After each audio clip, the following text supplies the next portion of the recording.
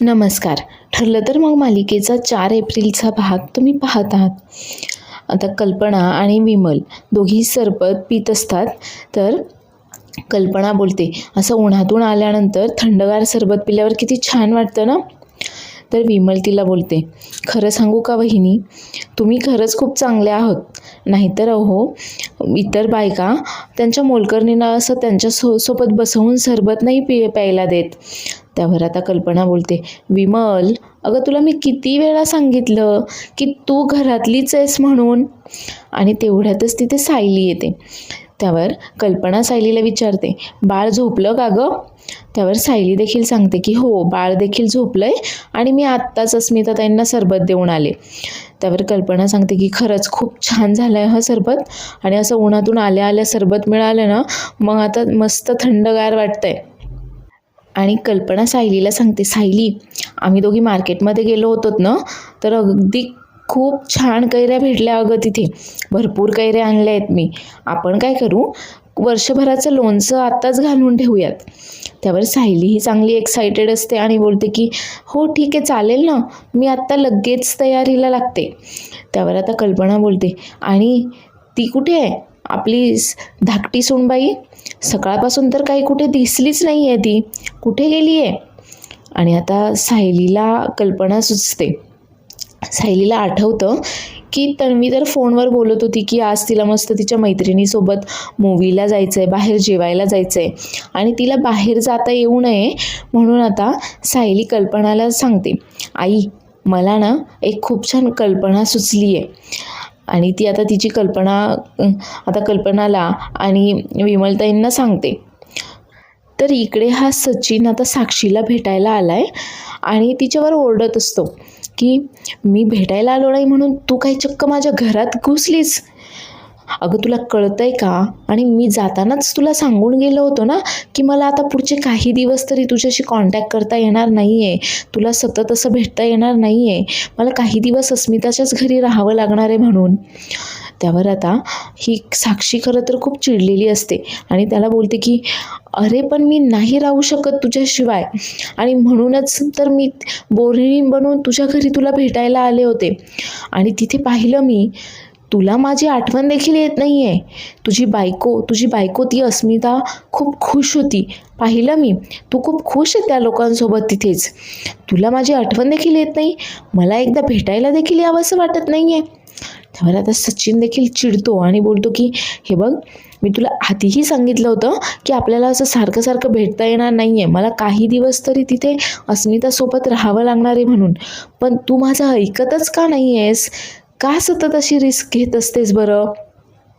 आणि तो चिडूनच आता गाडीतून खाली उतरतो. तर इकडे सायलीने सांगितलेली आयडिया मात्र आता सगळ्यांना पटली आहे आणि विमल आता दरवाजातच उभी राहून तन्वी येण्याची वाट पाहते.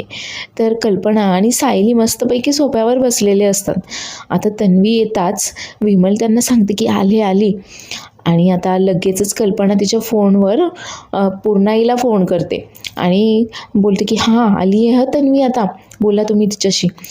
आणि आता तन्वी येताच कल्पना फोन तिच्याकडे देते आणि बोलते, तन्वी, अगं पूर्णाईंना ना तुझ्याशी बोलायचं आहे. त्यावर तन्वी देखील खुश होतच फोन घेते आणि बोलते, हां बोल ना पूर्णा आजी, अगं कशी आहेस तू ठीक आहेस ना, कधी येणार आहेस वगैरे विचारते तिला. त्यावर तिकडनं आता पूर्णाई तिला सांगते की माझं एक काम करशील ना? आता तन्वी देखील खूप खुश होतच बोलते, हो करेल ना, अगं तू सांगितलंय म्हटल्यावर करेल ना मी. आणि आता पूर्णाई तिला सांगते की वर्षभराचं सगळं काही लोणचं तूच करून ठेवायचं आहेस, तुझ्याच हातचं लोणचं खायचं आहे मला म्हणून. आणि त्यानंतर तिला सांगते की आता कल्पनाकडे फोन दे. आता कल्पना फोनवर विचारायचं नाटक करते, हां काय सांगत होतात पूर्णाई तुम्ही तन्वीला? अच्छा, तन्वीच्याच हातचं लोणचं खायचं आहे का तुम्हाला वर्षभर? ठीक आहे चालेल, मी सांगते तिला लोणचं करायला, आणि फोन ठेवून देते. आणि कल्पना सांगते की पूर्णाईंना ना आता वर्षभर तन्वीच्याच हातचं लोणचं खायचं आहे. तन्वी, पूर्णाईंनेच तुला सांगितलं आहे, घालशील ना गं तू लोणचं वर्षभराचं? आता खरं तर हे ऐकून तन्वीचा चेहरा चांगलाच पडलेला असतो. त्यावर विमलताई बोलतात, तन्वीताई, तुम्ही करणार आहात वर्षभराचं लोणचं? नाही म्हणजे जमेल ना तुम्हाला? त्यावर तन्वी लगेच बोलते, तेच म्हणते मी. ते लोणचं घालायचं म्हणजे किती मेहनत करावी लागते आणि मला असं काही येत नाही आहे, मी कधी केलंही नाही आहे, कसं जमेल मला? नाही उगाच खराब वगैरे झालं तर? त्यावर कल्पना बोलते की अगं असं कसं? आणि आता पुन्हाच तुझ्या हातचं लोणचं खायचं आहे म्हटल्यानंतर आम्ही काय बोलणार बरं? त्यावर आता सायली देखील तिला बोलते, हो आई, जरी तिने वर्षभराचं लोणचं घातलं ना तरी तुम्ही देखील तुमच्या हाताने थोडंसं लोणचं वेगळं घालून ठेवा हं. नाही म्हणजे तिला जमणार आहे का एवढं सगळं? लोणचं खराब झालं तर? त्यावर कल्पना बोलते की सायली, अगं तिला इतर गोष्टी देखील कुठे जमत होत्या, पण ती हळूहळू सगळं काही करायचा प्रयत्न करतीये ना, जमेल तिला. मला माहिती आहे ती लोणचं देखील अगदी व्यवस्थित करेल. करशील ना गं तन्वी? आता तन्वी मात्र उगाचच तोंडावर उसणं हसू आणत बोलते, हो करेल ना. पूर्णाईलाच माझ्या हातचं लोणचं खायचं म्हटल्यानंतर करेल मी सगळं काही. त्यावर सायली तिला बोलते, पहा नाही म्हणजे मसाला तयार करण्यापासून तर लोणचं घालेपर्यंत खूप मेहनत घ्यावी लागणार आहे तुला. आता मात्र तन्वीचं तोंड चांगलंच पडलेलं असतं आणि ती तिथून पाय बाहेर काढायला उगाचच बोलते की आई मी उद्या करते ना. त्यावर आता कल्पना तिला बोलते की नाही अगं खूप काम असतं त्याचं, आजच कर तू, उद्या बाहेर जा बरं. आता तन्वीचा चेहरा चांगलाच पडलाय. तर इकडे आता सचिन गाडीतून उतरून बाहेर आल्यावर त्याच्या मागोमागच आता ही समीराही येते आणि त्याला बोलते की काय तुला माझं प्रेम ड्रामा वाटतोय?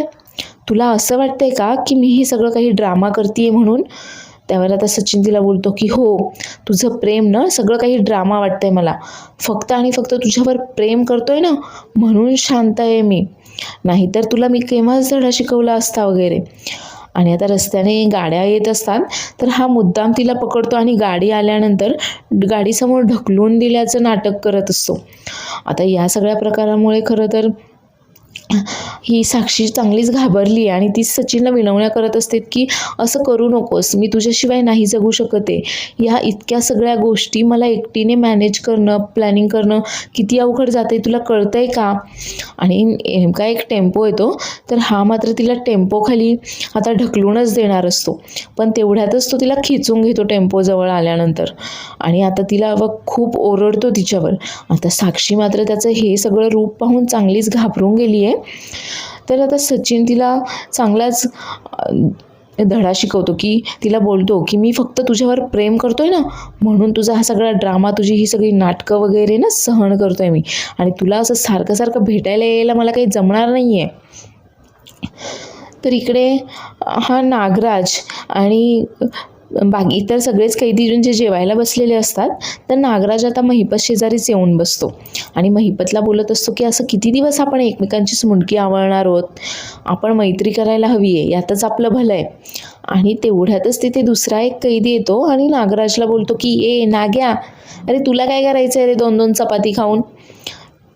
आणि त्याच्या ताटातनं तो आता चपाती उचलणार तेवढ्यातच महिपत आता त्या कैद्याचा हात पिरगळतो आणि त्याला बोलतो की खाली ठेव, लईच मजल वाढली आहे तुझी.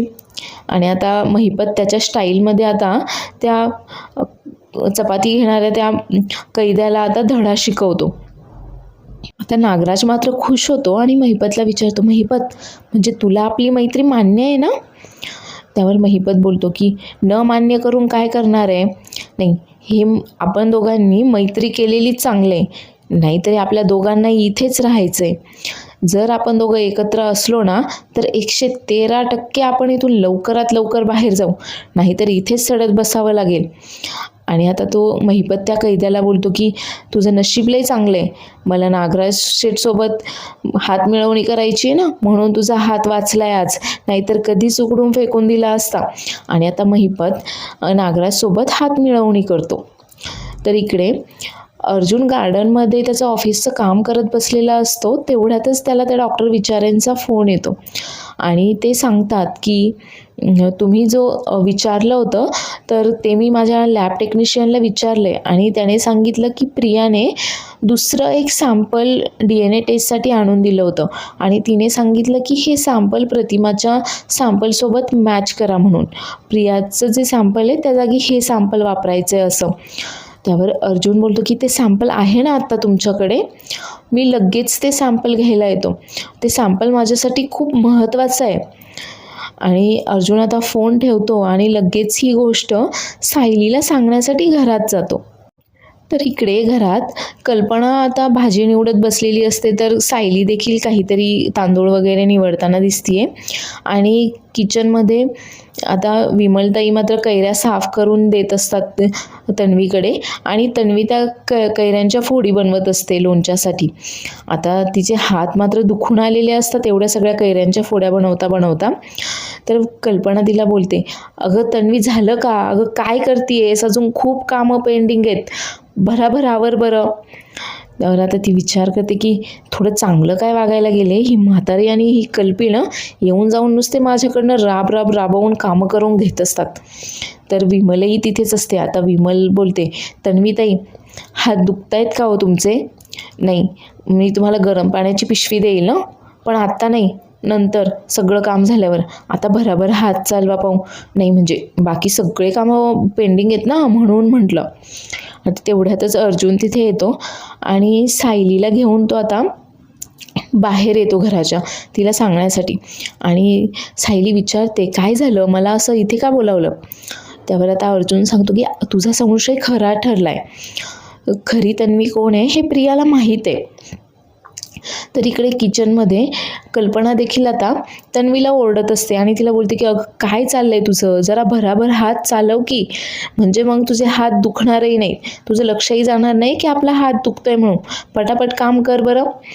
तर अर्जुन सायलीला सांगतो की तुझा संशय खरा ठरलाय, या प्रियाला माहीत आहे की खरी तन्वी कोण आहे म्हणून. आता हे ऐकून तर सायली देखील आश्चर्यचकितच झालेली आहे. तर इकडे परत आता किचनमधला आणि सायली अर्जुनचा सीन एका पाठोपाठ एक दाखवतायत.